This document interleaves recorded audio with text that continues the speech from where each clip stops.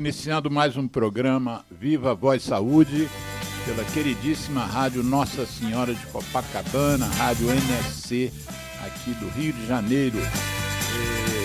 Hoje é dia 31 de agosto, último dia do mês, e um sábado à tarde, para quem nos for ver a entrevista ou ouvir a entrevista no nosso podcast um outro dia. Nosso programa é sempre ao sábado à tarde. E hoje nós temos um prazer imenso de ter conosco um especialista na área da saúde mental, um psicólogo, Jacques Bezerra, e eu pedi a ele que nós centrássemos esse programa de hoje num tema muito específico. Eu me explico. Eu era diretor do Vasco, fui a um evento, eu fui acompanhar um ex-jogador do Vasco, que nós tínhamos conseguido uma internação para ele na clínica de um psiquiatra amigo, na clínica do Dr. Jorge Jaber. E eu ia regularmente visitá-lo para acompanhar a evolução, porque eu era diretor médico do Clube de Regatas Vasco da Gama. Aliás, eu sou vascaíno e fiquei sabendo agora que o meu convidado também o é. Um prazer a mais aqui do nosso bate-papo. E aí, eu, numa das vezes que fui fazer essa visita ao ex-jogador do Vasco, conversando com um psiquiatra, num campo de futebol lá que tem dentro da clínica, eu vi uma ambulância parar e descer lá a equipe, instalar a maca e colocar um jovem nessa maca, e esse jovem passou por mim e pelo psiquiatra com quem eu estava conversando, passou por mim assim rapidamente, indo para o setor de internação. Mas deu tempo de eu vê-lo, de eu prestar atenção no rapaz. Era um rapaz jovem, de uma palidez que há muito tempo que eu não via em pessoas vivas, um ar assim meio perdido, assim como se ele não estivesse ali. E eu, enfim, como aquilo ali era uma clínica de reabilitação, e a maior parte dessas reabilitações são por drogas ilícitas, ou às vezes até mesmo pelo álcool, eu perguntei ao psiquiatra que quadro era aquele daquele rapaz, como é que ele estava daquele jeito, achando que ele fosse dependente de alguma droga, cocaína, por exemplo, e que tivesse numa situação grave do ponto de vista clínico.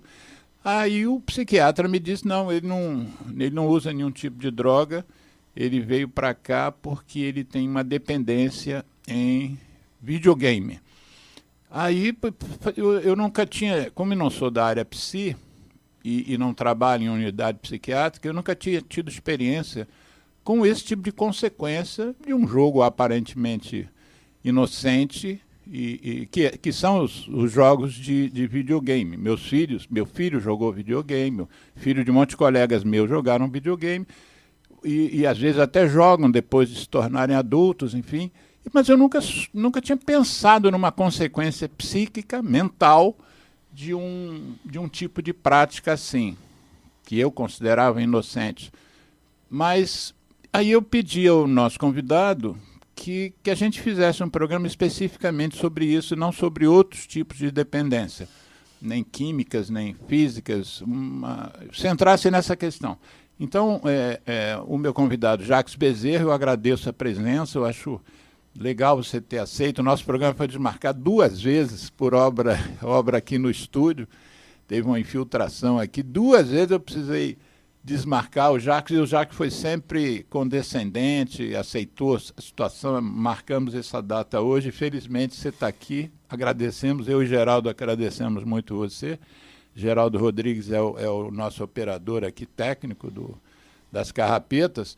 Então, antes da gente entrar no tema, eu queria que você se apresentasse. Eu sempre peço aos convidados aqui do programa que falem um pouquinho da sua trajetória, inclusive por que se tornaram o que se tornaram, né? Por que você escolheu a psicologia e da psicologia, como é que você, de tudo que você tem feito, mestrado, doutorado, como é que você se tornou assim uma pessoa que tem conhecimento sobre esse tipo de de problemas que as famílias enfrentam, que são essa...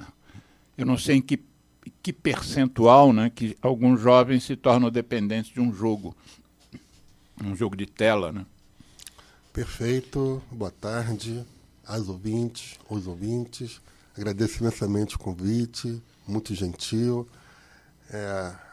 Alô também para quem vai nos ver, assistir logo mais, né, nos canais. A sua pergunta... Já estão vendo agora. Já está vendo agora. É, ao vivo, isso aqui é ao vivo. Mas depois a gente edita o programa e compartilha mais uma vez.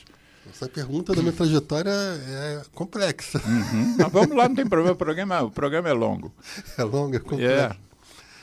Interessante que na adolescência, muito novo, 14, 15 anos, né?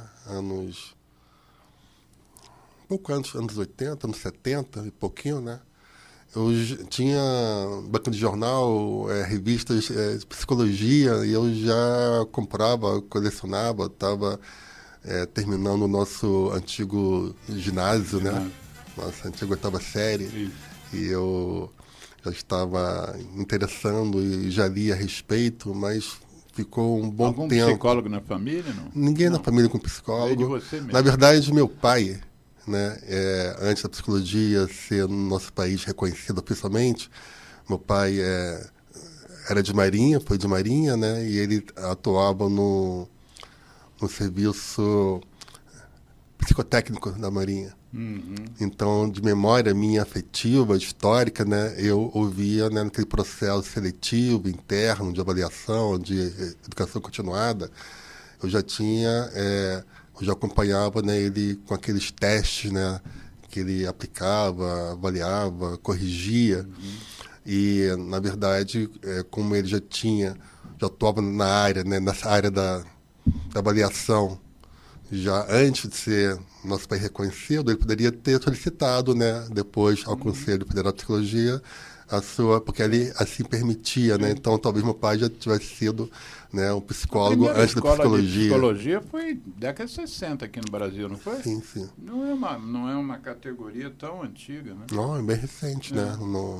No mundo, né, e no Brasil em particular, né?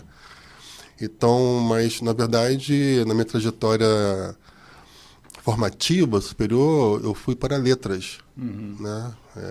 Literatura, língua portuguesa, então mergulhei na linguagem, na comunicação, nesse processo.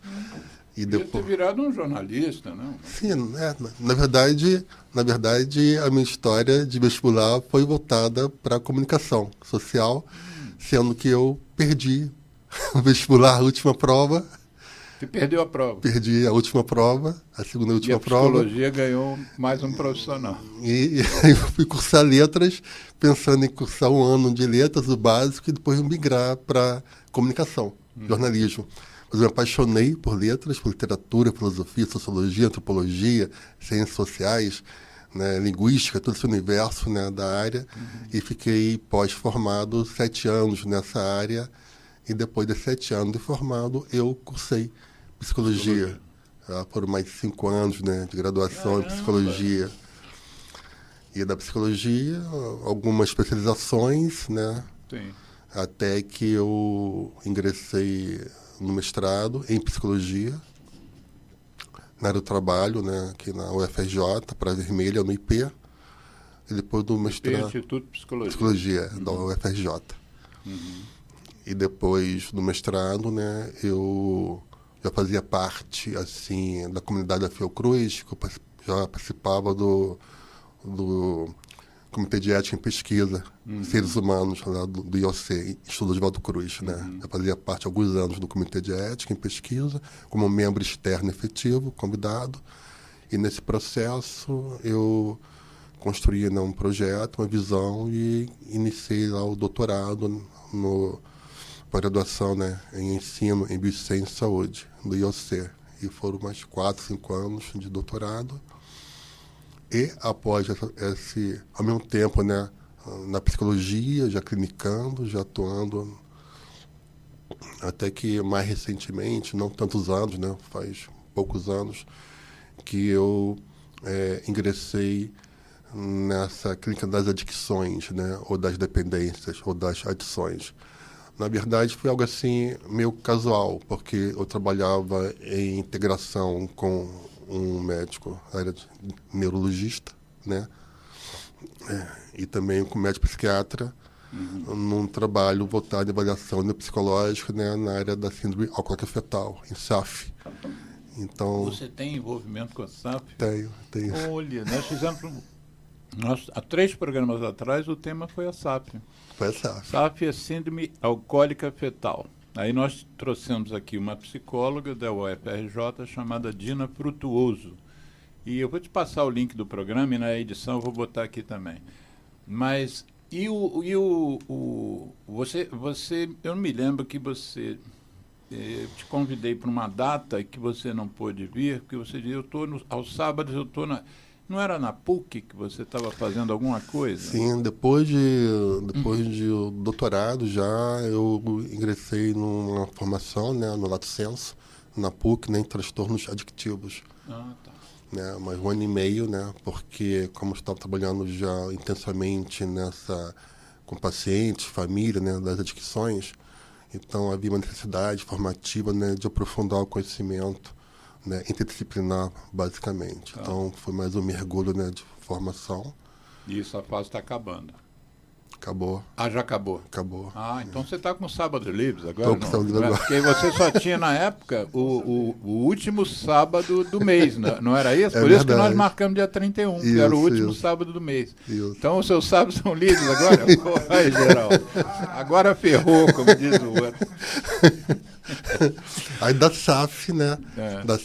Aí eu ingressei, né, no atendimento de outras situações clínicas, né? Dessa grande área, né?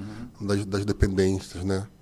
Então foi a partir disso que as dependências químicas e não químicas e comportamentais, né, fazem parte intensamente do meu trabalho cotidiano. Antes da gente chegar no videogame, deixa eu te perguntar ainda sobre a SAF. Você conhece o neurologista Zé Mauro Braz Lima?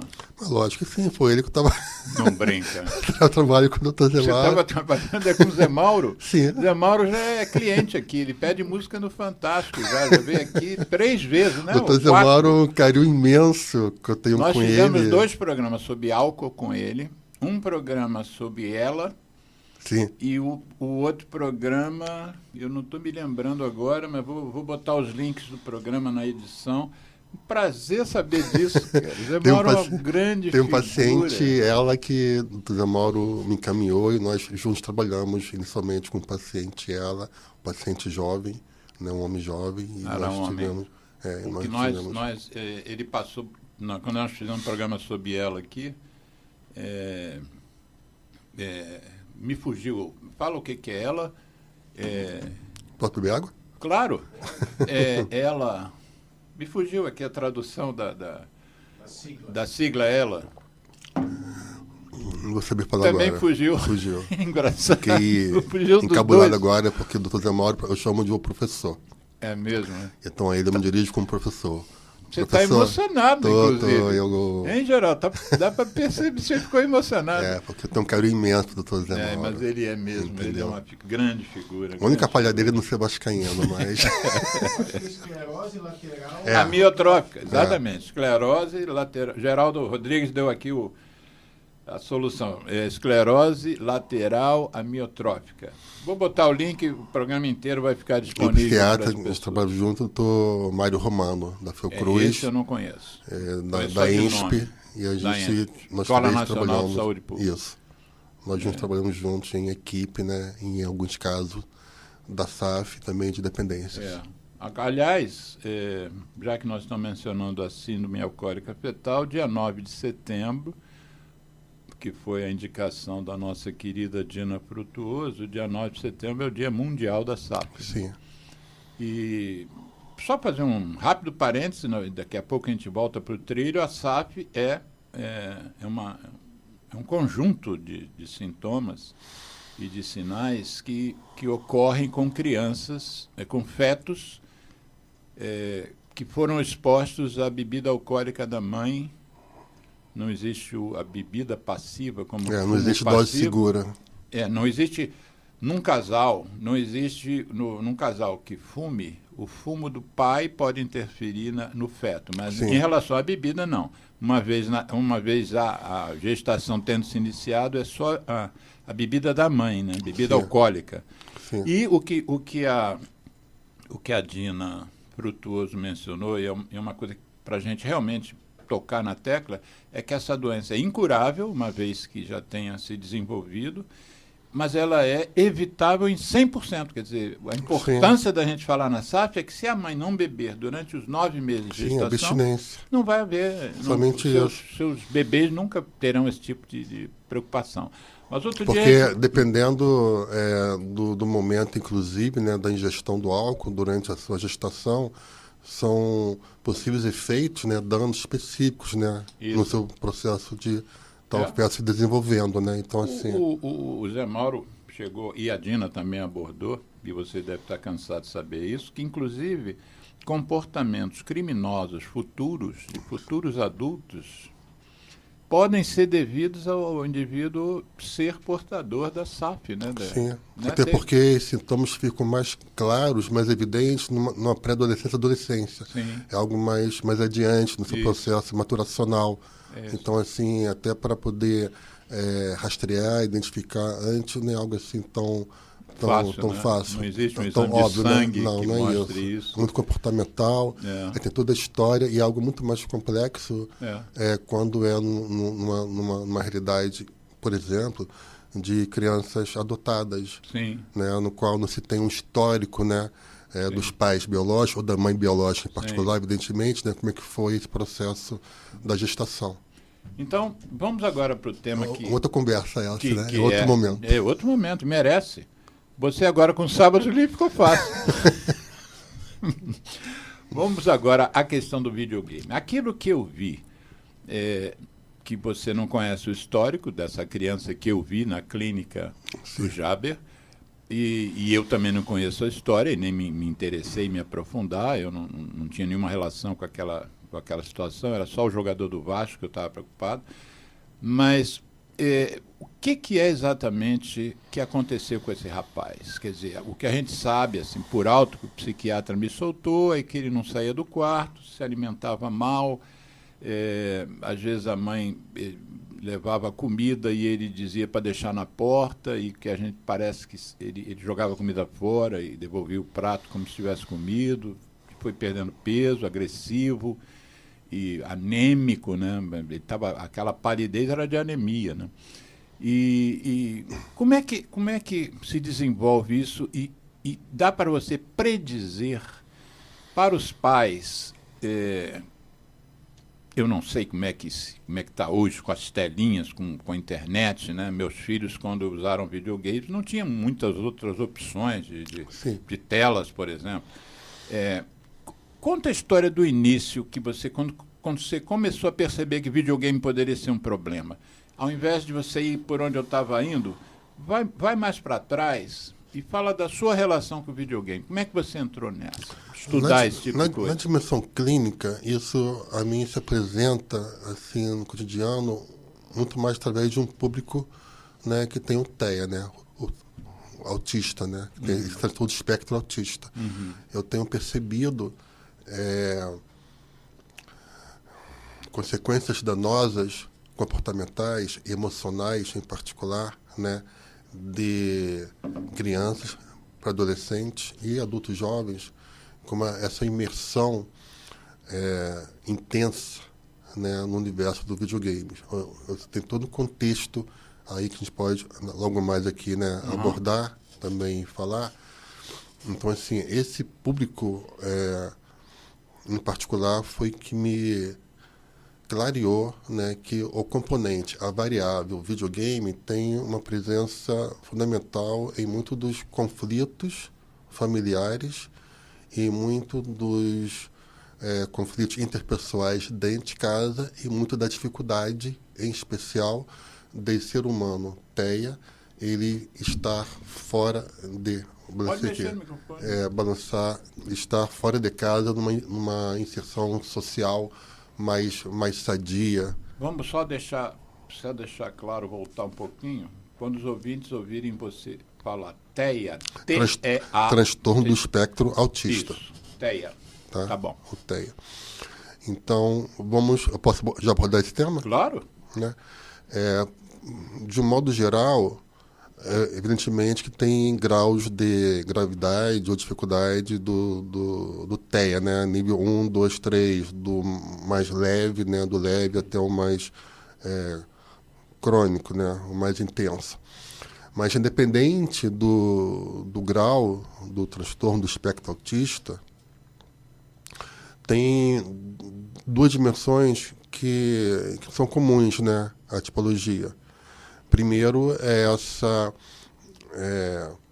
dificuldade, né, de relação social, de relação interpessoal, de uma compreensão da relação humana, uma dificuldade de identificação, percepção, de leitura de emoções, uma dificuldade de transitar na linguagem não verbal, ou seja, tem todo assim um contexto variado de dificuldade, né? Mas isso é algo presente. Então, isso inclui essa dificuldade de socializar, inclui amigos, colegas e inclui a família também. Sim, sim, né? É com o outro, né? Sim, o outro. Então, assim, isso é um dado, né? Um dado muito peculiar, muito presente, né? No contexto do TEA. Em paralelo a isso, há também outro componente muito presente, que é o quanto essa pessoa, esse ser humano, ele delega, ele se conduz para comportamentos e interesses específicos. Né? Dá um exemplo. Ele pode ter um interesse específico intenso somente por astronomia, ou somente por futebol, ou somente por borboleta. Ele é escolhido, né, assim, tem um interesse, né, muito particular, muito específico desse ser humano. De igual modo, ele também se comporta também de uma forma muito específica, né? Então, ele é pouco flexível, né, por questões neuroquímicas de nascimento, né? Ele também ambientais. Ele é pouco flexível, né, a se abrir para interesses outros. Sim. Né? E para comportamentos outros também. Mas quando ele tem aquele interesse específico que você citou, vamos pegar esse mais raro para nós, o interesse por borboletas. Até onde ele vai nesse interesse por borboletas? Aí que está um marco histórico. Antes das telas, com a presença que tem hoje nesse universo, né, do TEA, e historicamente, né, ele poderia se desenvolver com a sua capacidade, sua competência nessa área, em um grande cientista nessa área de ciências naturais. Sim. Então, assim, esse interesse, essa alta capacidade de concentração, de atenção, essa disciplina, né, quase que natural, isso propicia, facilita muito, né, que grandes marcos de arte e de ciência sejam desenvolvidos, e assim, né, o foi, por pessoas autistas, com transtorno do espectro autista. Tem alguns exemplos desses personagens? Alguns que você lembra? A gente histórico, ouve falar, de figura histórica, eu não teria como... A gente ouve falar do Messi, né? Essa habilidade motora do futebol, da capacidade de driblar, de driblar, ver o né? jogo, né? De tocar na essa bola. leitura, essa leitura do jogo. É muito peculiar, muito específica. Ele disse que ele estaria na fase 1, né? Do leve. Mas usa-se um outro... Funcional, entendeu? Usa-se um outro nome para essa fase 1. Eu não me lembro qual é. Que não é autismo fase 1, é um outro nome que... Autismo leve, autismo funcional? Não, esse leve teria um outro nome. Tipo 1? Sim, mas não é tipo 1. É como se tivesse um nome de não sei se nome de pessoa. Eu vou me lembrar depois. A gente vai resgatar nisso. O Messi poderia ser um exemplo dessa pessoa que deveria ter interesse por futebol desde pequeno, né?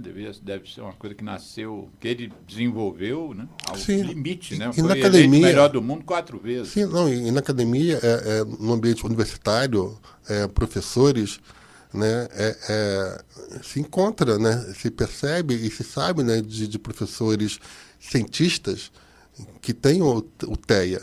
E esse seu marco peculiar próprio nesse aspecto, né, de formativo para o mundo do trabalho, para o mundo social, muito o facilitou, né, na sua inserção no mundo.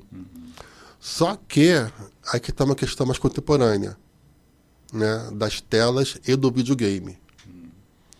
Porque uma dificuldade imediata, evidentemente, familiar, de lidar com esse modo de ser, né, desse ser humano com TEA, é muito comum, já com uma idade muito tenra idade, já dar a essa pessoa uma tela, um smartphone, um tablet, ou acessar um notebook, computador. Então, se acalmar, entre aspas. Se acalmar, para se acalmar. Então, assim, esse comportamento inicial de apaziguar o ambiente, né, de desestressar, por um outro lado, paga-se um preço muito alto, entendeu? Porque toda essa imersão desse ambiente de telas responde a uma necessidade imediata, emocional desse ser humano com TEA, só que isso tende a aprisionar essa pessoa. Aprisiona a pessoa porque ela fica...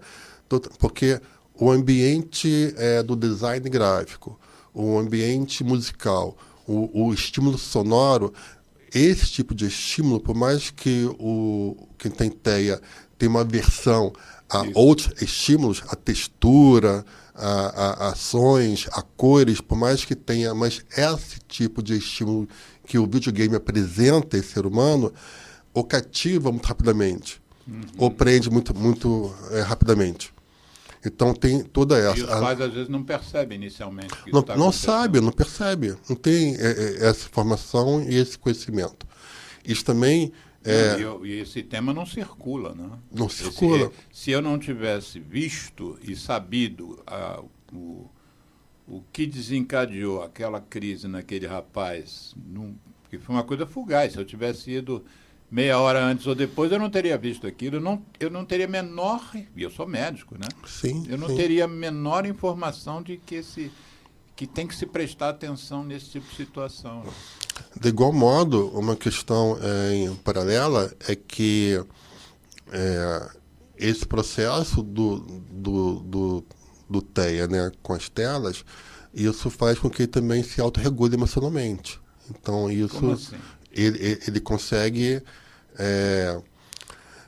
se equilibrar as suas tensões internas que explodem, né, que são no seu comportamento, né, mais descontrolado, né, ou que mais incomoda as pessoas do ambiente, né, a pessoa com essa tela, ele tende a, por se concentrar, por seu processo atencional ficar centrado nisso, né, e também regula-se emocionalmente.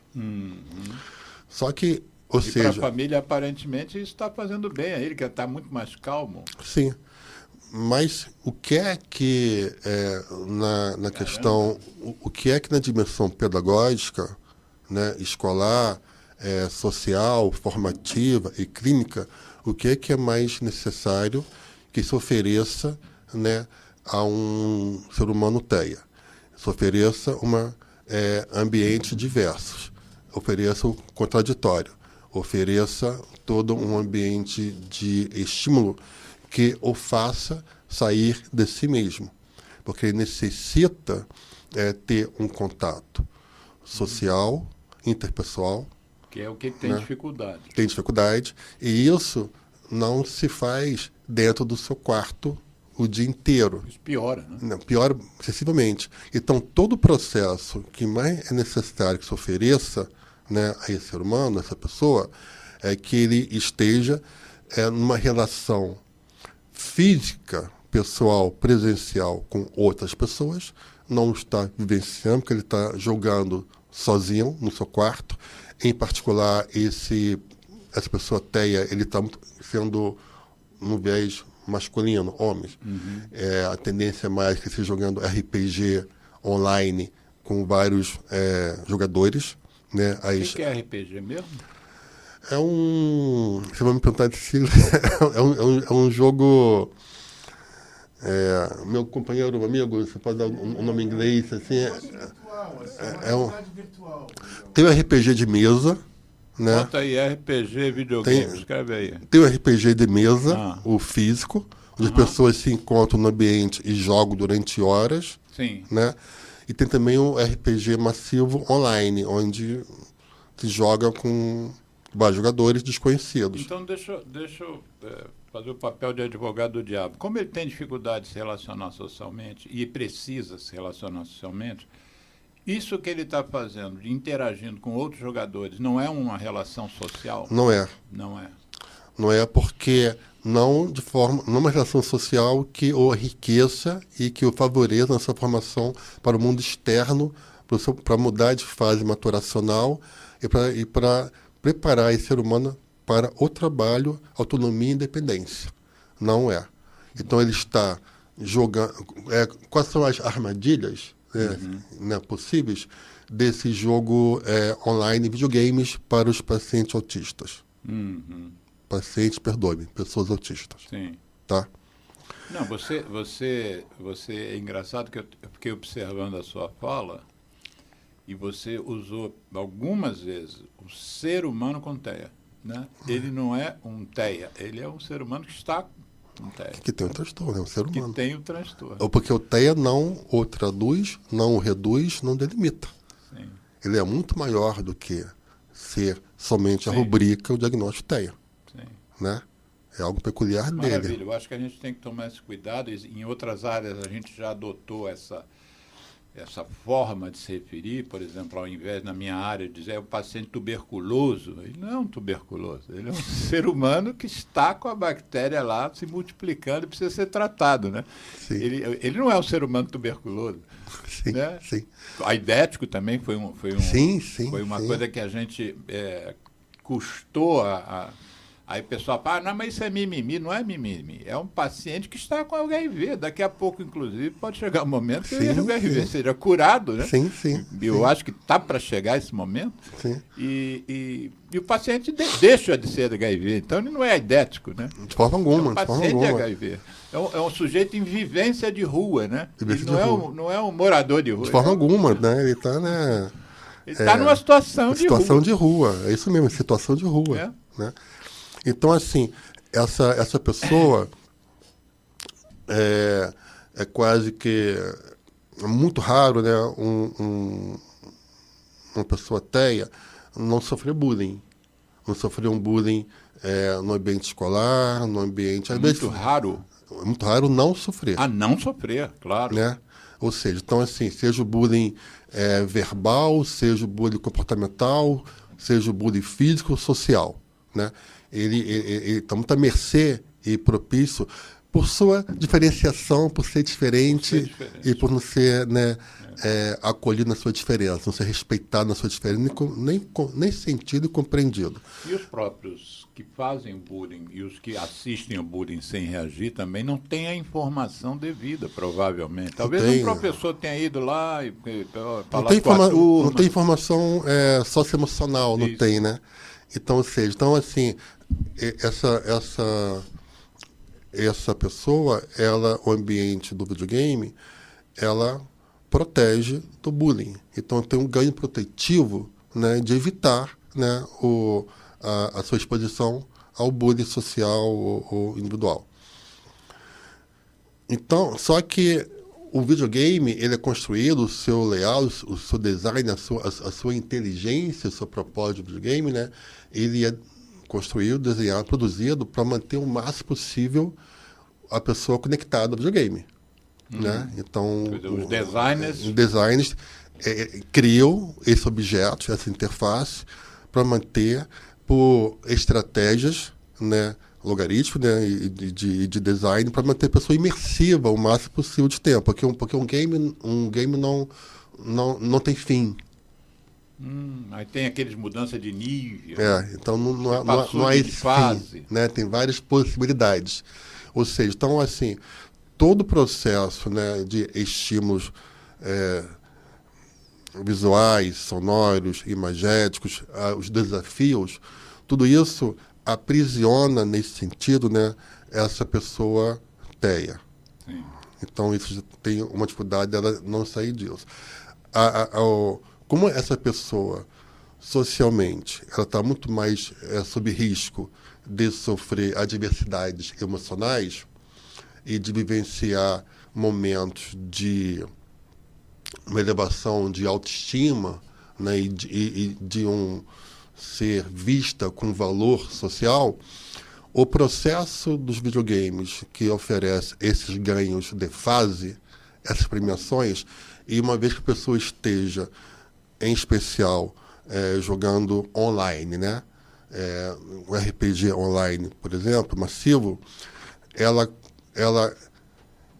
conquistando prêmios, né? Ela subindo de status, moedas, né, sim, que caíam, né? quando o jeito mudava de fase, como se fosse dinheiro. Então, ela se eleva no status, nesse micro espaço social, ela se eleva a um nível de poder, ela se torna importante, se torna reconhecida, ela começa a ter um feedback e um ganho social positivo nessa microcomunidade que a faz ficar ainda mais nesse processo.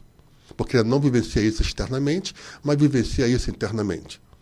Além do mais, a pessoa no ambiente do videogame, não só com a pessoa teia, mas de modo mais geral, né, ela pode fazer uso, né, de personas, né, de criar as suas personagens como quiser. Então, tem um processo que também é uma estratégia de manter a pessoa, porque muitas das dificuldades da adolescência em particular, né, e também do TEA, de se espelhar numa pessoa, numa figura, num personagem que ela gostaria de ser, de vivenciar, então ela pode... Ela está insegura consigo mesmo, quer ser outra coisa. Fisicamente, corporalmente, emocionalmente. Faz parte da adolescência. Faz parte da adolescência, né? Então ela constrói tom de pele, cor de cabelo, modo de cabelo, vestimenta, sexo, né? Todos esses conflitos, né, de identidade sendo construída, ela se protege, joga no né? avatar. Joga no avatar. E fica totalmente, né, vivenciando o avatar. E essas personagens, elas tendem, né, no uso massivo, mas assim, a prática do videogame disfuncional, danosa, né? A prática do videogame não sadia, né? Ou seja, então um risco também é que essas pessoas se identificam muito mais com esses avatares, muito mais do que a sua própria dimensão física real. Ou seja, mas assim, para concluir em termos, né, a questão da pessoa teia, ela necessita de adversidade, de alteridade, necessita de um estranhamento, necessita de aprender a ler o mundo, né, de outras formas.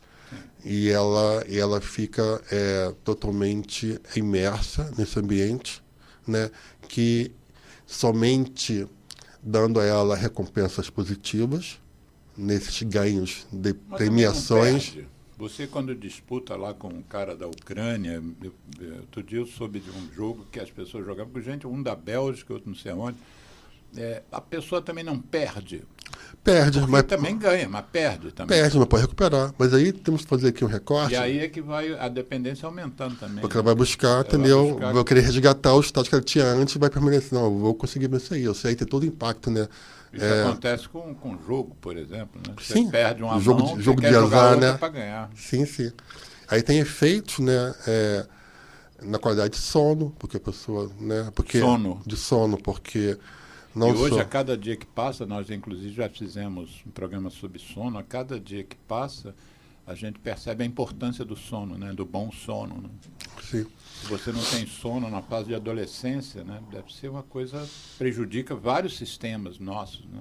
Com certeza. Antes de eu abordar o sono e outras perdas, outros impactos negativos, é importante assim, fazer uma ressalva, né? Que não estamos demonizando, perdoem a palavra aqui no Centro de Apoio ao Tabagismo, Nossa Senhora de Copacabana, Nossa Senhora de Copacabana, que é uma igreja, né? Mas não nesse sentido, mas não estamos trazendo, eu não estou trazendo, né, uma posição totalmente radical contrária, nociva com relação ao videogame, não é isso. Porque quando se trata de videogame, há de saber que tipo de videogame. Eu estou falando de videogame educativo, com esse viés, eu falo de videogame de esporte, eu falo de o pró-social, eu falo de videogame artístico, de arte, eu falo de videogame não violento, que é os de estratégia. Então, ou seja, né, esses que você tem aqui agora, eles mais propiciam, mais oferecem ganhos, né, sociais, emocionais, positivos, sadios, saudáveis. A princípio, sim. Né? A dimensão dos videogames violentos, que tem essa pegada mais violenta, né? Que traz uma dimensão de agressividade, são videogames que para eu ganhar, eu tenho que destruir o oponente, eu tenho que derrotar o oponente, né? Ainda mais porque esses videogames violentos na indústria cultural, né, no contexto internacional, ele recebe mais investimento, 300 bilhões no dólar, né, mais investimento que as indústrias cinema e música. Não brinca. Sim. Tá? Então, a indústria de games, Sim. ela recebe, particularmente, em especial, tá? Os violentos, recebe mais investimentos para se desenvolver, né, do que a indústria musical e a indústria de cinema. E a quem a gente poderia atribuir isso? Esse maior financiamento de jogos violentos? É uma sociedade violenta que quer botar na tela a sua realidade? É o quê? Tem um ganho, posso dizer, né? Posso ousar dizer uma hipótese, né? Um ganho, né? Político, numa dimensão de matriz ideológica, né? Assim, de visão de mundo que é disseminado, né? Interesses outros, né? Que são disseminados para o planeta, né? Para a humanidade contemporânea, dessa dimensão de quais estímulos, né? Qual cultura de humanidade, né? Qual dimensão de prazer isso está sendo disseminado, com quais fins, quais interesses, né? Dessa dimensão sociológica, antropológica, cultural, que merece, filosófica, científica, né? Que merece muito nosso aprofundamento. E tem interesses econômicos, né? Desculpe te interromper. Não, eu é que ia te interromper. Pode. Interesse econômico mais imediato, mais contábil, que é o processo, né, das miniaturas, né, ou seja, do varejo, né, porque há hoje, né, milhares de jogos, entendeu, que existem de acesso, né. Eu não tenho que ter um console, porque nós temos os jogos eletrônicos online, né, mas tem os offline, né. Que eu tenho que ter um console, aí eu não vou falar aqui nomes para não falar nomes de jogos, tá? Sim. Mas tem toda uma gama, né, de jogos que eu sozinho em casa ou com que esteja comigo posso jogar sem estar em rede, né? Sim. Mediante consoles. Só que existe milhares de jogos pagos e gratuitos que eu não necessito de console, que eu jogo, entendeu, via smartphone. No meu dia a dia cotidiano, entendeu? No transporte, ou seja, onde eu estiver. Então, assim... No recreio. E, além do mais, tem todo uma produção desses games, né? De acesso livre, né? E não livre, né? Aí tem que ter assinatura, né? Assim, com acesso via smartphone, que tem aquela perversa estratégia, né? Monetária, de você comprar, você tem que pagar em moeda, né? Alguns bens, né? Algumas peças, algumas premiações no jogo. Então, tem centenas de jogos, milhares de jogos que você também, de forma pueril, acho, né? Você também dá R$10, R$15, R$20, ou até mais. Uhum. Então, assim, na indústria, né? na questão do capital, na contabilidade. Então, o dinheiro é muito dinheiro, né, envolvido, né? Que vocês, essa informação de que a indústria dos games tem um poder maior financeiro do que o cinema e do que a indústria da música é um negócio assustador, né? É assustador. Por outro lado, existem, não vou chamar de usos saudáveis, porque eu não sei até que ponto você pode pegar uma coisa saudável e transformar em uma doença. Mas, por exemplo, hoje em dia você já tem campeonatos mundiais de futebol de tela, né? E esportes, né? Os jogos eletrônicos. Esportes, exatamente. As pessoas usam como se estivesse jogando bola, só que estão jogando com a manete ali, né? Como é que você vê isso, assim, o desenvolvimento desses esportes em tela? O risco é outro, porque não é uma coisa violenta, né? Já começa um pouco por aí, né? Sim.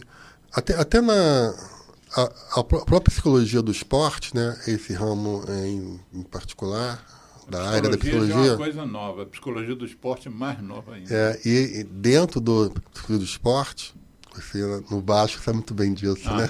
Exatamente. Mas tem todo um trabalho voltado, né, para o esporte, inclusive, né? Que é um processo de estratégias, né, de resistência, resiliência, de ação, de autocuidado, né, voltado para o esporte. O esporte é uma indústria bilionária.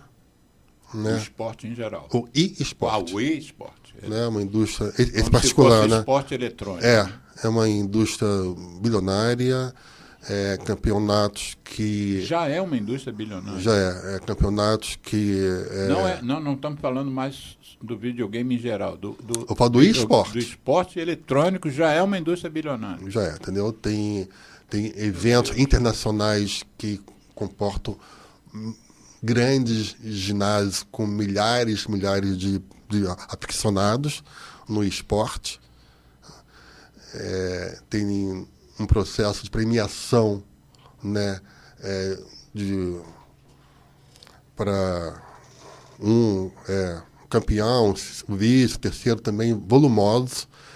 É uma indústria robusta, é uma realidade robusta, entendeu? Estou aprendendo muito com você. Envolve... sendo que... mas é uma comunidade, é um nicho do mercado, nesse sentido, que cada vez mais se organiza, cada vez mais cria protocolo de segurança, cada vez mais está tendo um rigor de saúde, inclusive, né? Recentemente, não tem que falar, né, que em alguns países asiáticos isso é fortíssimo, muito, muito forte, né? Mas tem todo um comitê.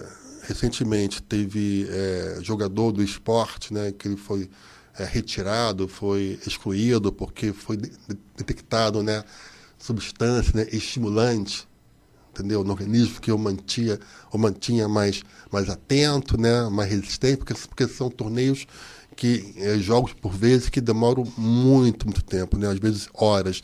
Tem o esporte que tem modalidades individuais, também coletivo de equipe, né? Uhum. Então, assim, ou seja... Cada jogador tem por exemplo, uma partida de futebol são 11 jogadores, cada um é um jogador. Você tem modalidades individuais e modalidades que é jogo em equipe, sim, né? Assim, mas é bom ressaltar, né, que há pessoas muito sérias, entidades sérias que estão nesse universo do e-sport, cada vez mais robusto, cada vez mais importante, cada vez com mais impacto socioeconômico e com mais regras. Só que, assim, há de se ter um grande cuidado, porque também, né, propicia um risco muito mais alto, muito altíssimo, de se criar, né, dependência, né, nesse universo do esporte. Então vamos fazer o seguinte, Jacques, vamos fazer um intervalo, o Geraldo vai botar uma música sobre cigarro, que é da nossa ONG, e a gente volta para bater esse papo, continuar com essa nossa conversa, que eu estou aprendendo muito e imagino que o Geraldo também. Vamos lá. E aí, conseguiu, Geraldo? ZY1 201, Associação Comunitária Nossa Senhora de Copacabana, 98,7 FM, a onda que chega ao seu coração. Rua Hilário de Gouveia, número 36, nono andar, Copacabana, Rio de Janeiro.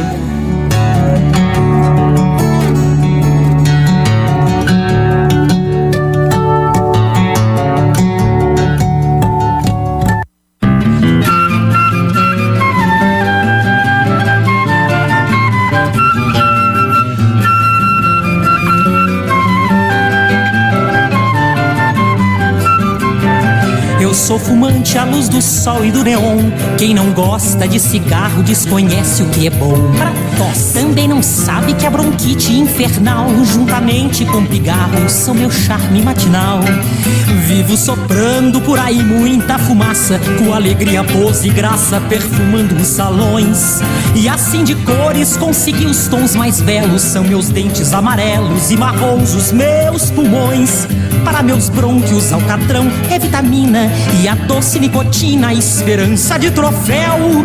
Pois do tabaco hei de ter a minha flor, um fantástico tumor que me levará ao céu. Mas se não ganho, afinal, o caranguejo, ainda há um desejo que eu quero consumado. Já que eu não posso ter de tudo, eu quero parte, pelo menos um infarte pra também ser safenado. A impotência não assusta, camarada, vale mais uma tragada que o prazer sexual. Um enfisema não está fora dos meus planos, pois fumante há muitos anos, o evento é natural. Uma gastrite duodenal, uma esclerose, finalmente em dupla dose, sei que um dia vou ganhar. E vou vivendo assim feliz a minha vida, até que a morte bem sofrida possa então nos separar. Para meus brônquios, alcatrão é vitamina e a doce nicotina, a esperança de troféu. Pois do tabaco hei de ter a minha flor, um fantástico tumor que me levará ao céu. Mas se não ganho, afinal, o caranguejo, ainda há um desejo que eu quero consumado. Já que eu não posso ter de tudo, eu quero parte, pelo menos um infarte pra também ser safenado. A impotência não assusta, camarada, vale mais uma tragada que o prazer sexual. Um enfisema não está fora dos meus planos, pois fumante há muitos anos, o evento é natural. Uma gastrite duodenal, uma esclerose, finalmente em dupla dose, sei que um dia vou ganhar. E vou vivendo assim feliz a minha vida, até que a morte bem sofrida possa então nos separar.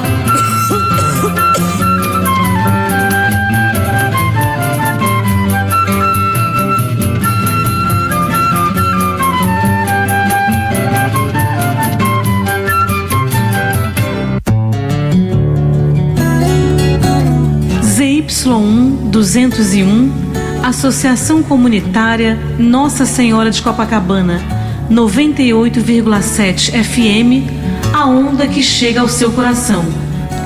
Rua Hilário de Gouveia, número 36, nono andar, Copacabana, Rio de Janeiro.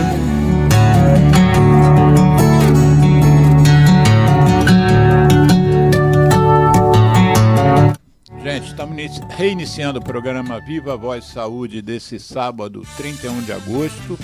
Rádio Nossa Senhora de Copacabana, Rio de Janeiro. Conversando com o psicólogo, mestre, doutor Jacques Bezerra, com grande conhecimento sobre as adicções. Quando a gente fala adicção, o significado disso vem lá do tempo da escravidão, quando o escravo adquiria coisas no armazém que era do senhor feudal, ele não pagava, porque ele não tinha dinheiro, então ele ficava devendo ao senhor feudal aquilo que ele levou no armazém. E aí aquilo dava-se o nome de o escravo ficaria adicto ao armazém, ou seja, adicto ao senhor feudal, né? Isso mesmo. E aí existem várias adicções hoje. Hoje nós estamos falando especificamente sobre uma que é a dependência em videogame, Vamos continuar falando sobre ela e já acordei aqui com um convidado, provavelmente em novembro a gente vai abordar uma adicção que aparentemente está se explodindo aqui no Brasil, que é a questão das bets, né, das apostas online. Isso vai ficar provavelmente para novembro, mas eu queria conversar aqui recomeçar a nossa conversa com o convidado, para a gente tocar um pouco na questão que ele encerrou o programa, ele usou uma palavra que não tinha sido mencionada até então, que foi dependência, né? Para quem é leigo, o que significa essa palavra e o que tipo de substâncias estão envolvidas nisso, produzidas às vezes pelo cérebro, às vezes não, esses chamados neurotransmissores, né?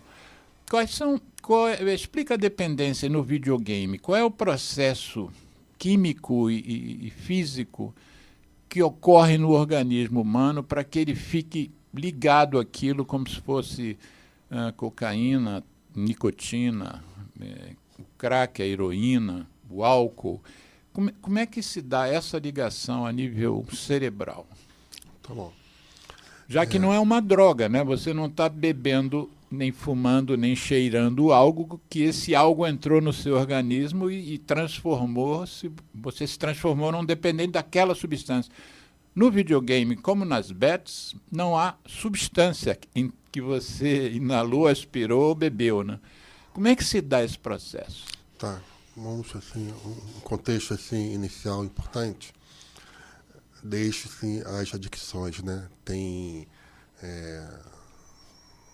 na área científica, né? Na academia, na universidade, academia, em fóruns, não há hoje um consenso em usar o termo de adicções, né?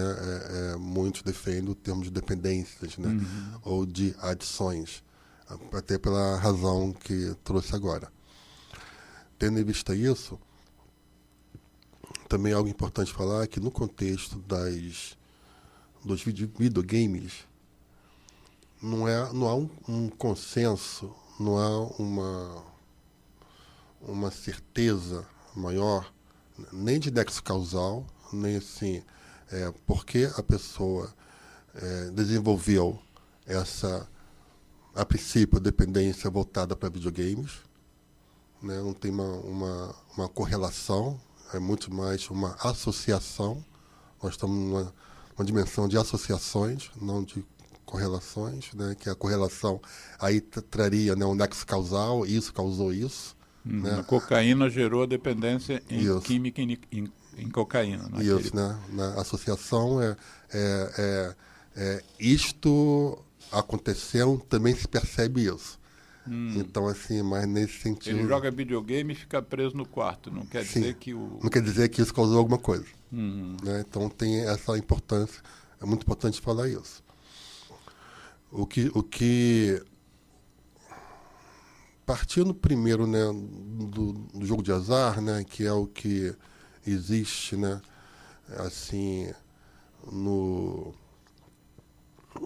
nos manuais, né, da psiquiatria, por assim dizer, mais reconhecidos, se percebe muito mais assim que comportamentos, né, de tanto assim de uso e principalmente comportamentos não de uso que acontece com o ser humano quando há o impedimento dele fazer uso do jogo, a princípio, né?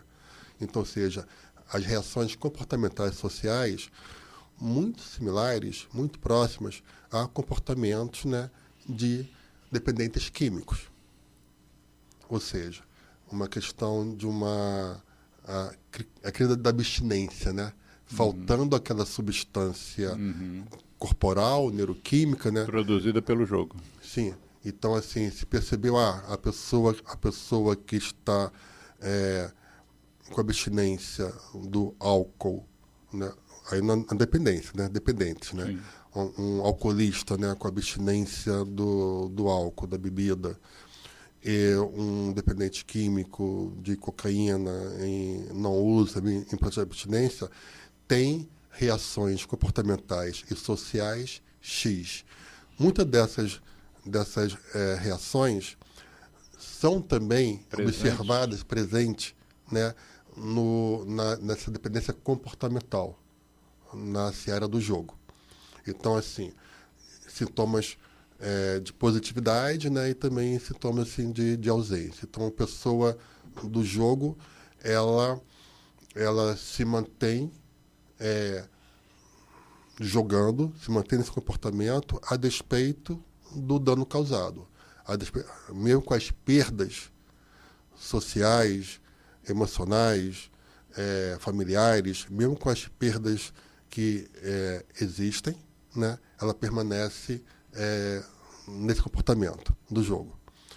A pessoa, ela não tem, que está muito vinculado com a dependência, a pessoa não tem a total autonomia de decisão de início e término. Hoje eu não vou jogar. A pessoa perde essa autorregulação, essa autogestão. Autogestão da sua própria vida. Sim. Posso fazer uma observação? Claro, Geraldo.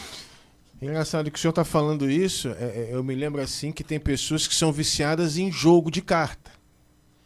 Perderam tudo. Mas são adultos normalmente. Agora, uma criança está com o jogo ali no seu quarto, com 12 anos de idade. E provavelmente existe vício em dopamina? Não sei. Aí depois vocês colocam isso. Dopamina é o que está por trás. Está por trás, né? É o circuito do prazer, né? Da recompensa, né? Então, assim, a pessoa, ela, tal qual a substância química, a pessoa necessita jogar mais, aumentar a sua frequência e o seu tempo de jogo, para manter o nível de prazer, de recompensa neuroquímico e físico e social, né? Então, todas essas variáveis, né, fizeram e fazem, né, que essa aproximação, né, dessa ligação com o jogo e, em particular, a parte, né, com os videogames, possa ser visto como uma dependência, assim como uma dependência com a internet, que já é uma outra conversa. Né? O Geraldo tocou num ponto interessante, porque eu acho que eu estava estudando sobre tabaco, e o tabaco normalmente é uma dependência que começa antes de terminar a adolescência, né? Na imensa maioria dos casos, e sempre foi assim. Aí nós estávamos conversando, inclusive eu conversei com o Zé Mauro sobre isso, sobre a formação do cérebro, né? A gente, depois que nasce, né, o feto virou bebê, a gente se desenvolve e, aparentemente, os nossos órgãos estão todos ali completos. E eles vão só se crescendo, às vezes, porque a gente vai crescendo, mas a gente fica com a ideia que está tudo pronto. E uma das coisas que eu estou estudando agora, exatamente, é que o seu cérebro só está formado plenamente com 20 e poucos anos. 25 né? anos, 24, 25 anos. Exatamente. O número mágico é em torno de 24, 25. Ou seja, se você expõe uma criança a esse nível de, seja tabaco, seja álcool, seja o próprio jogo, você está interferindo na formação de um cérebro, aquele cérebro já vai plasticamente estar ligado àquilo de uma forma que, se você só começasse em adulto, na fase adulta, por exemplo, a fumar, talvez você largasse 1 ano depois, 3 anos depois, mas daquele cérebrozinho frágil ali, a criança é muito mais vulnerável a adicções do que adulto. Eu estou errado, não? Não, está certo. Exame de neuroimagem, né, assim, em jogadores compulsivos, né, jogo crônico, né, quando ele está jogando, está nessa ativa, né, do jogo, as zonas, né, que são iluminadas, que estão ativas, são as mesmas regiões, né, da dependência química. Então, assim, uma questão cerebral... Você falou neuroimagem, vamos traduzir. Uma ressonância magnética, Sim. por exemplo, né? Sim. Aí o sujeito está jogando e aqui está com os eletrodos ali na cabeça, Sim. captando o movimento do cérebro. Sim. Na hora que ele está jogando, tem uma área... Bom, voltando para trás. O cérebro tem uma área onde a dependência química aparece nos outros exames de neuroimagem. E na hora do jogo é o mesmo local do cérebro. Mesmo local. Tá. Então, assim, por esses estudos, né, comparativos, né, e comportamentais, é que se traz a questão da possível dependência do videogame. Isso não é uma coisa pacificada, não? Então, Não, eu não achei é. que fosse. Não é pacificado. Eu achei que o jogador compulsivo fosse um dependente, não houvesse mais dúvida. Dependente do jogo, aquela droga dele. Não é o jogo. Não está pacificado. Não isso. do jogo em si, não está, porque é multicausal. Né? Ou seja, né, quais são. Tem contextos. Eu vou começar aqui com vocês um pouco desdobrar isso, para nós compreendermos o quadro algo mais sistêmico, né? Sim. Ou seja, aí vou dar exemplos, né, que a gente pode o exemplo dizer, facilita a compreensão. Né? Por exemplo, qual papel, qual função que o game, né, ocupa na vida de uma pessoa, do ser humano? Não importa a idade, desde ter idade, né, até uma pessoa idosa. Qual função tem esse game? Está tendo uma função de entreter, né, porque temos que pensar que o universo eletrônico, né, a cultura híbrida na sociedade, já é um dado nosso sócio-histórico. Nós vivenciamos uma sociedade híbrida, né, analógica, física, territorial, assim, de esquina, né, terra, e também do ambiente eletrônico digital. Então, isso faz parte da nossa sociedade contemporânea e, a grosso modo, não vai deixar de fazer parte. Sim. Então, nós estamos imersos nessa realidade sociocultural, sociotécnica. É uma realidade sociotécnica. Temos que fazer uma ponderação muito importante nesse nosso mundo contemporâneo e com nossa história bem mais recente, de pouquíssimos anos atrás, que nós somos filhos da pós-pandemia, ou sindemia. A sindemia, né, a pandemia, toda a sua dimensão biológica, né, e também suas sequelas sociais, né? Então, sindemia, não só o biológico em si, mas também a questão socioeconômica, né?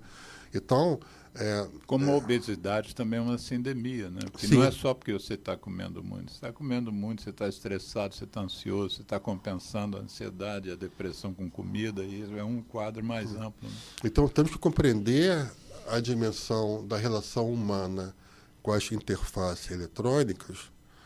É muito importante, né? Não só dos anos 80, 90, quando essa cultura mais se popularizou, né, para uma parcela, mas pensar, né, o efeito macro na sociedade, né, planetária e em nós particularmente, do período da pandemia e da nossa quarentena, para quem teve a condição social de se manter em quarentena durante 2 anos.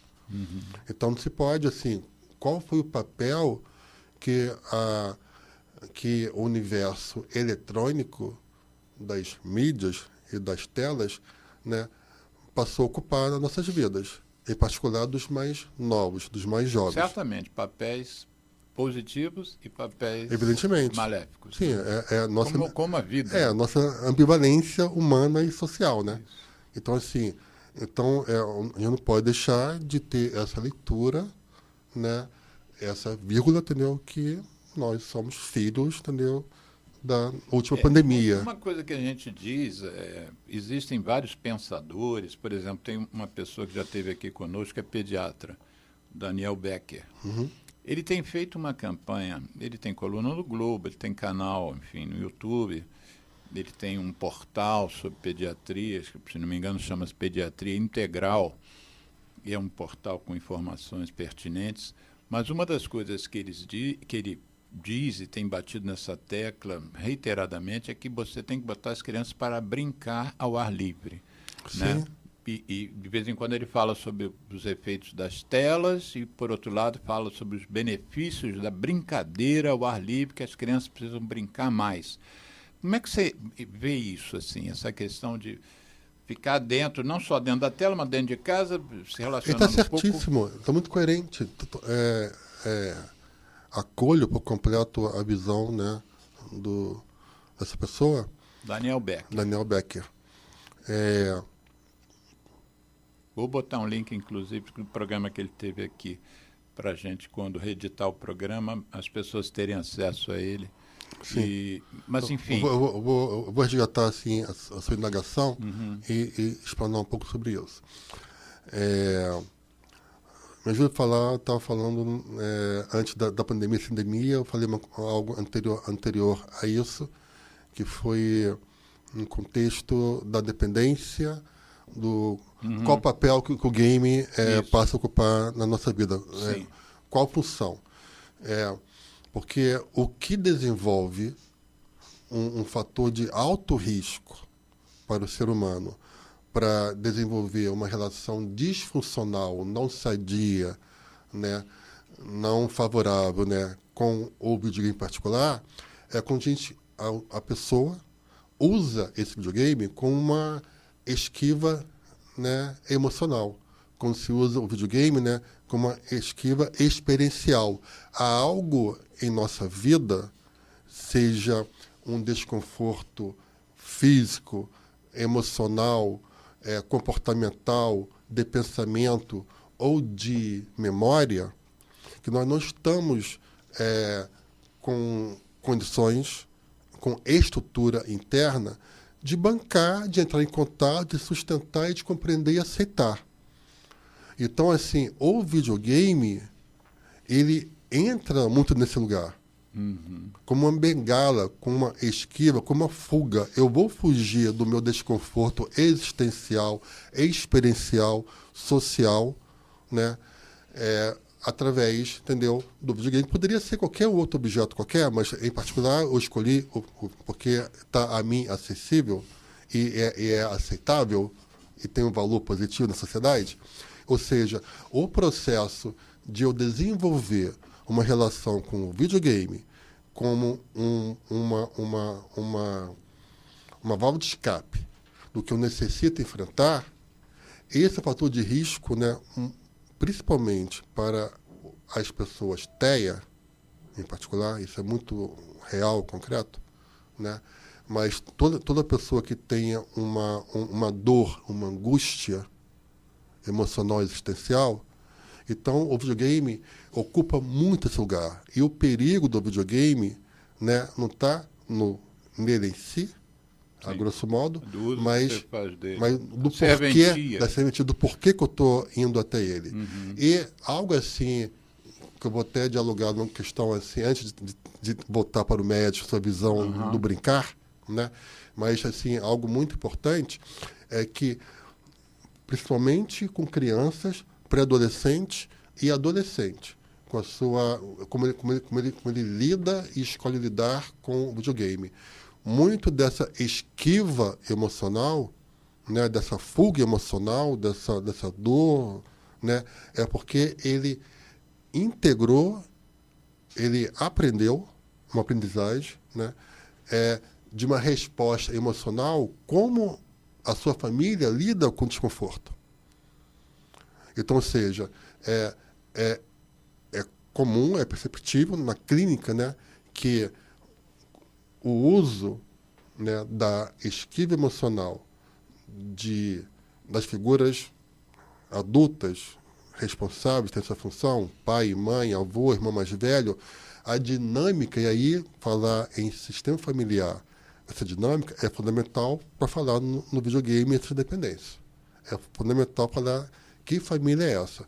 Quais são as forças, quais são as dinâmicas de enfrentamento emocional, socioemocional que essa família vivencia, produz, dissemina e ensina aos mais novos. Sim. Então, assim, para se falar em dependência de videogame, porque isso pode ser visto como sintoma familiar, inclusive, também por isso. Tá? Ou seja, eu aprendi, eu sou um pré-adolescente, adolescente, uma criança, eu aprendi, né, que a minha família, ela lida com situações difíceis, constrangedoras, dolorosas, complicadas, com o não dito.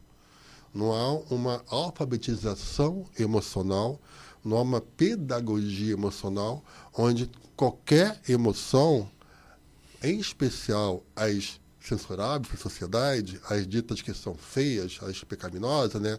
As emoções de raiva, de inveja, de ressentimento, todas essas emoções, elas necessitam ser emocionalmente trabalhadas dentro da família. Aceitas, ou seja, aceitar que elas existem, nesse sentido. Aceitar que isso faz parte da humanidade, faz parte do ser humano. Para compreender essas emoções, para que esse ser humano não precise de bengalas, de subterfúgios, de outros utensílios para poder dar conta dessa angústia. E o videogame ocupa muito esse lugar, que faz com que o uso disfuncional, né, se intensifique, né, e que o aprisione. Eu me lembro de você estava falando, eu estava pensando, veio à minha cabeça imediatamente uma cena de um filme, que foi uma série que foi durante muito tempo considerada a melhor série que já existiu, uma série chamada Breaking Bad. Sim. Você chegou a ver Breaking Sim. Bad? E tinham lá uns protagonistas, e um dos protagonistas lá, já para, acho que foram 6 temporadas ou 7, eu acho que isso deve ter acontecido na 6ª, ele buscou ele estava em crise existencial e buscou um grupo de terapia que se reunia em círculo, né, o terapeuta e mais, devia ser umas 7 pessoas, e ele fez uma pergunta para esse personagem do Breaking Bad que estava entrando no grupo. Ele fez uma pergunta: você veio fazer aqui o quê? E aí o personagem respondeu que tinha ido lá porque ele achava que precisava se tornar uma pessoa melhor, e aí começou todo um discurso de que ele precisava ser melhor e que aquilo ia ajudá-lo a ser melhor, sempre referindo dessa forma, né? Aí o terapeuta falou assim para ele, depois de ouvi-lo, falou assim: talvez você tenha vindo para o lugar errado, porque nós aqui não pretendemos, ele como terapeuta, não pretendo tornar nenhum de vocês melhores. Eu só queria que vocês, trabalhando aqui comigo e conosco, com o grupo, aceitassem o que vocês são. Congruência. Não vem aqui para ser melhor. Você tem que aceitar o que você é, na verdade, e trabalhar isso. É o que você acabou de dizer, de uma certa maneira, né? Sim, sim. Eu preciso reforçar isso, tá? Eu vou retomar. O videogame, ele ocupa muito, quando a gente se vê, né, essa dependência, essa imersão total, né? Maior frequência, maior intensidade, né? Está muito vinculado, né, a uma esquiva experiencial, a uma esquiva emocional, ou seja, uma fuga, né? A gente se anestesia, a gente se bloqueia, a gente impede sentir. Impede o sentir. E aí eu não quero sentir, eu não suporto, eu não consigo sentir isso agora, porque o meu ambiente familiar não é um ambiente seguro para eu expressar emoções minhas dolorosas, angustiantes, desconcertantes, incompreensíveis, e eu vou me jogar nesse universo protetivo, porque o videogame é protetivo. Por que o videogame é protetivo? Porque o videogame tem regras seguras e imutáveis. Tem toda uma coerência, você sabe o que você vai conquistar no videogame. O videogame, ao contrário da vida, é um ambiente com regras sólidas, constantes, permanentes. Você sabe quando você pode ganhar, sabe quando pode perder, sabe que a regra do perder e ganhar não vai mudar. Então, o videogame é um universo muito mais seguro socialmente do que a vida, que é totalmente insegura e inconstante. Quando você se refere a essa insegurança da vida e você não fez uma transferência, mas você focou mais na família, a gente também não poderia intuir que esse planeta que nós estamos vivendo, e eu sou daquelas pessoas que têm a crença de que seria um absurdo se o universo só habitasse um planeta, né? Quando a gente tem bilhões de possibilidades outras. Mas você não acha que também, mesmo uma família mais harmônica, vivendo num planeta desarmônico como o nosso, em vários sentidos, seja em guerra, seja em péssimos líderes, não só no Brasil, mas fora do Brasil, onde você enxergar, grandes potências são pessimamente lideradas, né? E dizem, inclusive, que há pensadores, né, que dizem que não vêm líderes de outros planetas para cá, porque acham que aqui não tem condições de absorver nenhum tipo de diálogo com planetas mais avançados, e tão atrasados que nós estaríamos. Você não acha também que o próprio planeta não está propício a você ser uma pessoa harmônica e segura? Não além está. da família? Não está propício. Não está propício. Não está propício. Não está propício. O nosso mundo contemporâneo não está propício. O videogame ele não existe desconectado, né, da realidade macroplanetária, macro-societária e da nossa realidade cotidiana, né? Uhum. Ao se pensar no Brasil em particular, diferente de outro universo, né, de outros países e de outros continentes em particular, a inserção massiva no país do videogame tem muito atrelado também, evidentemente, a um ambiente socioeconômico desfavorável para a grande maioria da nossa população, que não tem um acesso, né, a praças públicas de esporte, de lazer e de cultura. Então, assim, os indicadores nossos, que no Brasil as pesquisas que existem são poucas, que dizem os porquês, o que é que facilita, favorece essa maior inserção, né?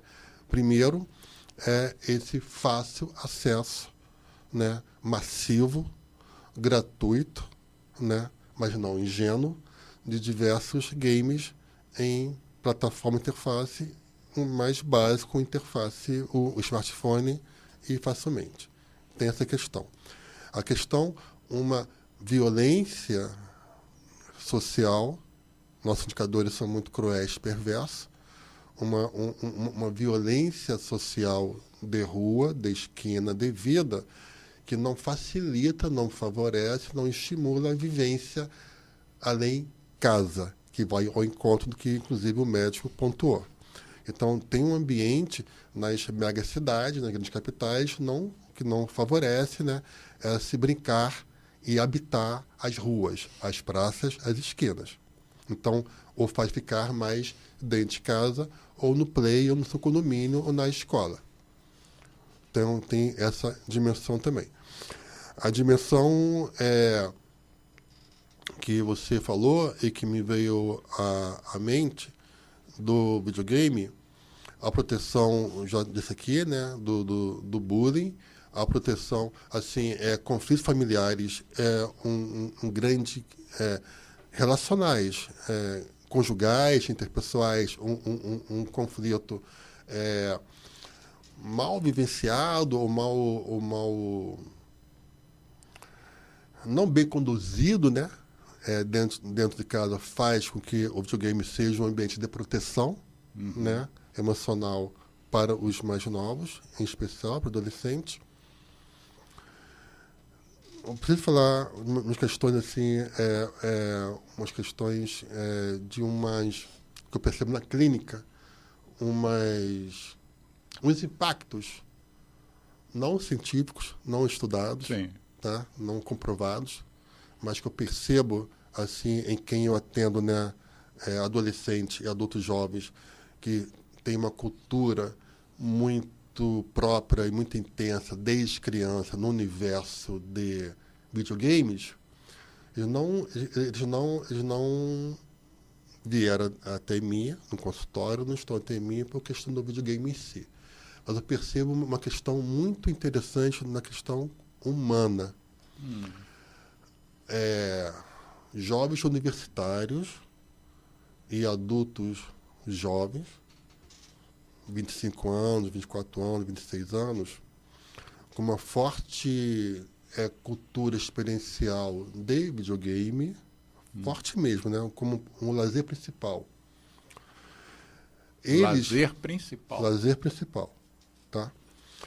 Diferente de nós, você e eu, que nós tínhamos nossas esquinas, nossas praças, praias, ruas, né?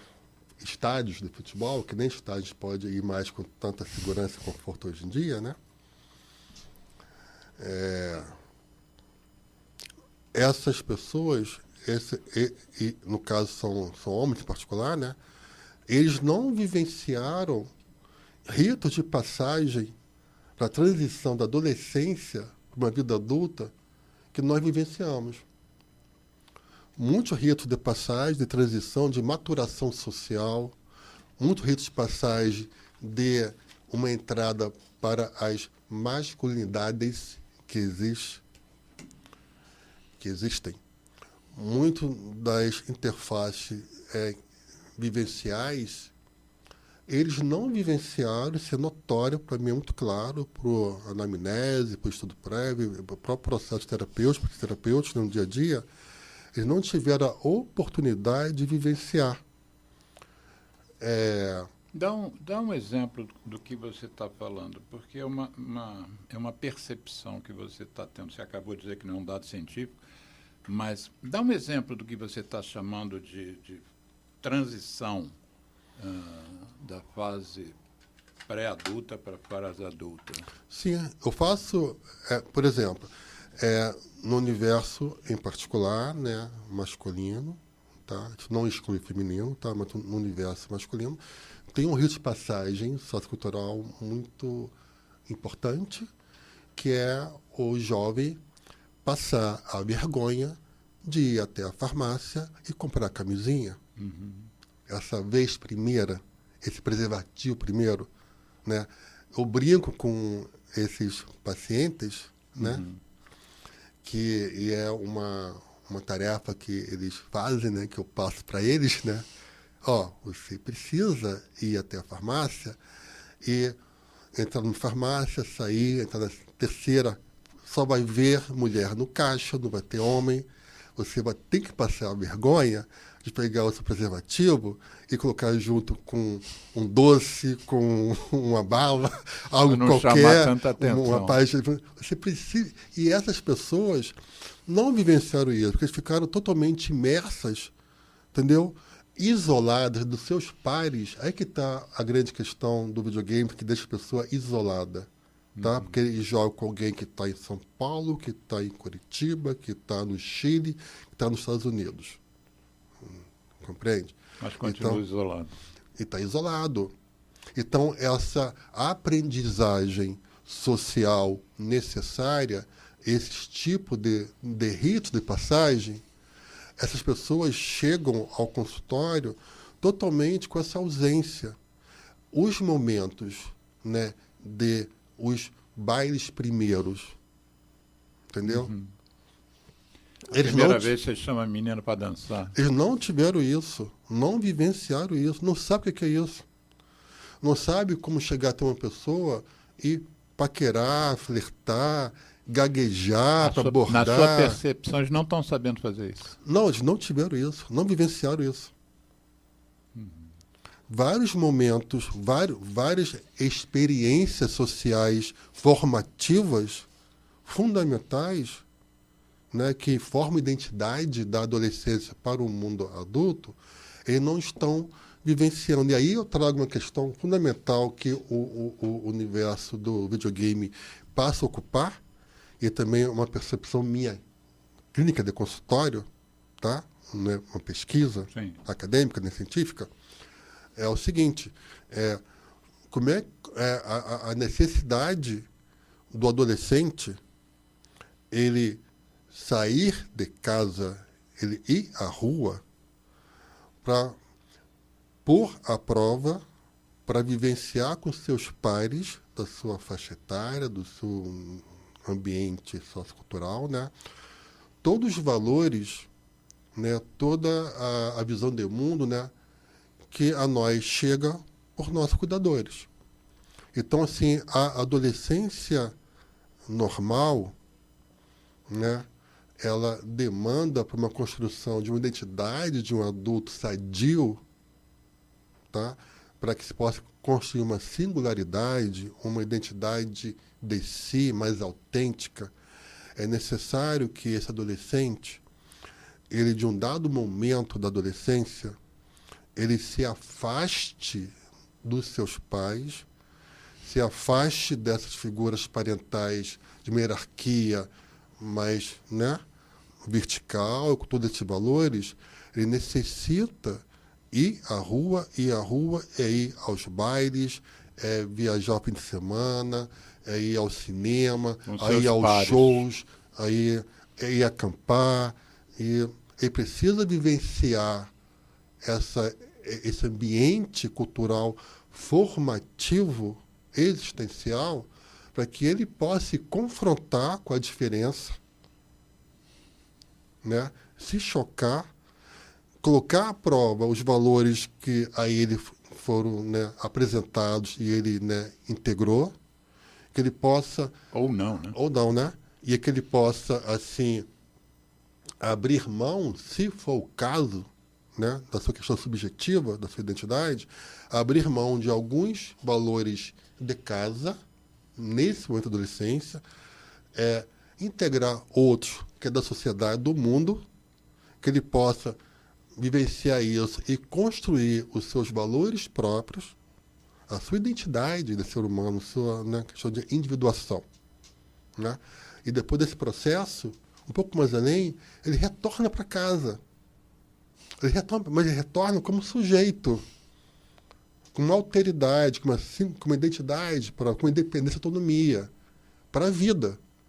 E essas pessoas que estão muito imersas por toda a adolescência, o início da vida adulta somente nos seus quartos jogando, eles não estão vivenciando esse processo necessário da adolescência normal.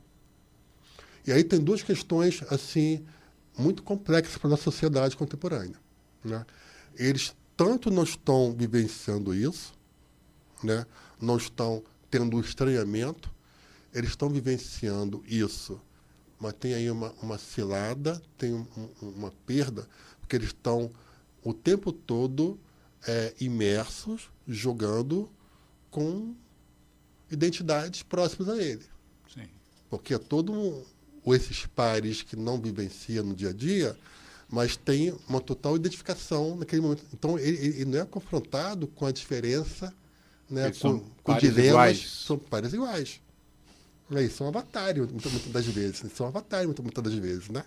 Ou seja, então ele fica... Então eu recebo, né? Eu acolho, eu trabalho, eu acompanho e assisto a adultos jovens que estão no processo emocional, motivacional, muito da adolescência ainda.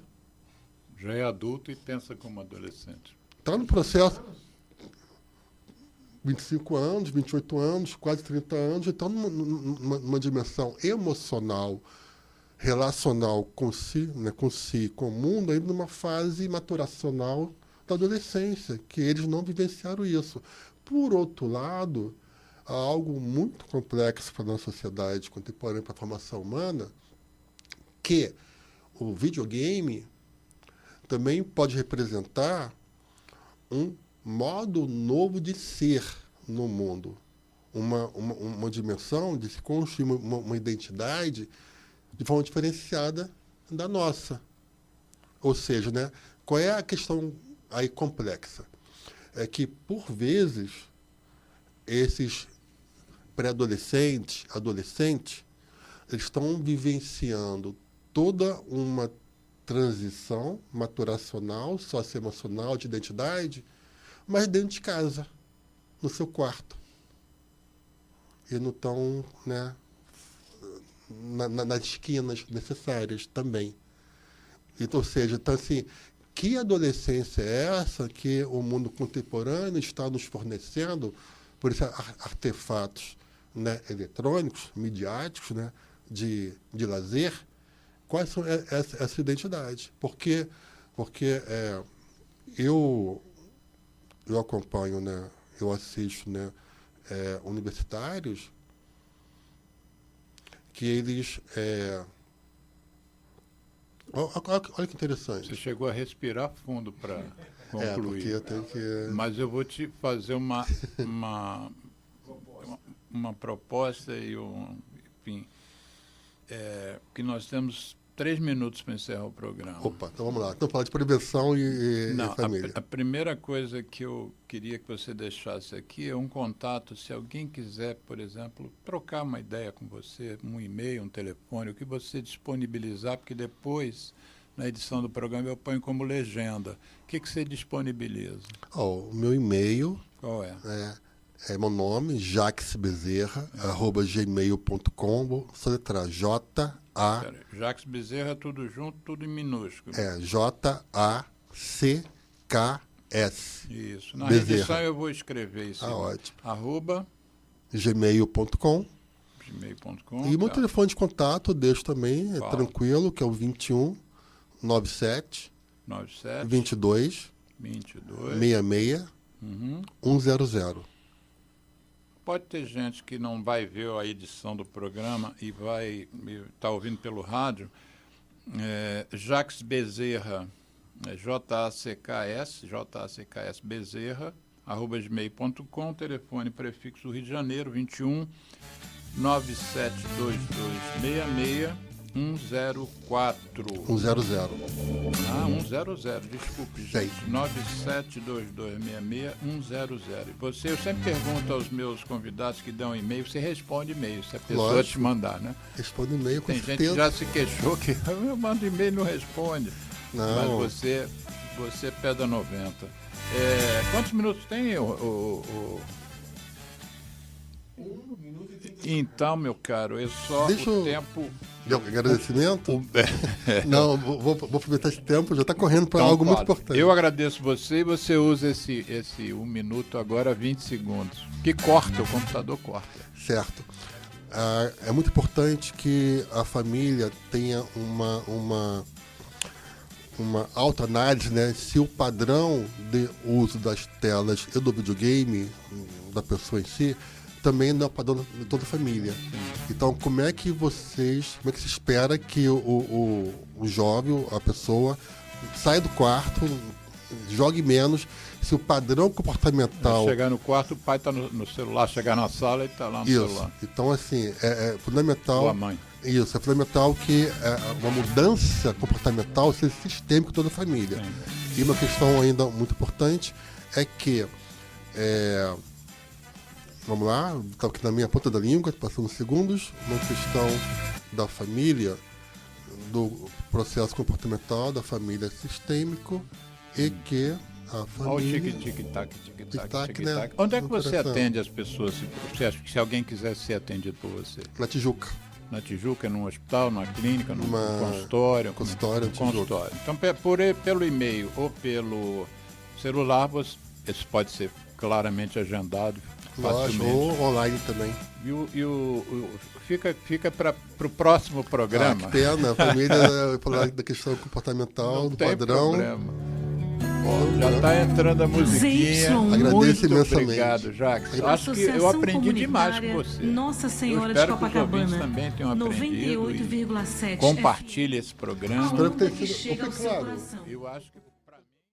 Então, Dalmão, a parada é o seguinte, cara, a pessoa quando fica, ela internaliza dentro do computador, principalmente o mais forte de videogame, né, que acontece é quando a pessoa bota o headphone e internaliza dentro do computador. E lá você tem um mundo virtual, né, que é o mundo que ele vive. Na pandemia ele viveu aquele mundo e não queria voltar para esse mundo daqui real. Então, quando a pessoa vive esse mundo virtual, ela geralmente tem um jogo que é o mais viciante hoje do mercado, é o jogo chamado Fortnite. Hoje esse jogo gira bilhões de dólares em conta, você tem uma conta. É como se fosse uma vida aqui, o cara tem uma Volvo, tem uma roupa de marca Lansoran, né, Ralph Lauren, o que for, e lá nesse jogo você também as contas valem dinheiro, tem contas de $10 e tem contas de $100 mil, só para você ter uma noção. Então, numa conta de 100 mil dólares, o cara tem uma Ferrari dentro do jogo, tem uma arminha boa, e ele vai evoluindo naquele mundo virtual que é escalonado e não tem limite. Então, escalonamento é absurdo, vai até todos os níveis que você possa imaginar. Então, e você não consegue sair daquele ciclo vicioso, e não consegue tomar banho, comer, fazer nenhum tipo de atividade física, você não consegue namorar, você não consegue se relacionar. Quem te tira daquilo ali, você explode e reage com violência e agressividade. Porque ele ativa a dopamina, e a dopamina mexe não só com a internalização dentro do jogo, daquele mundo, que ele gosta daquele mundo, mas também com a parte financeira. Você começa a ganhar dinheiro naquele mundo, né, internalizando no jogo. Então são essas situações. Sair do quarto e apetite, com certeza. Isso aí é o basicão. Eu te falei um pouco mais rebuscado, aí, com mais informações.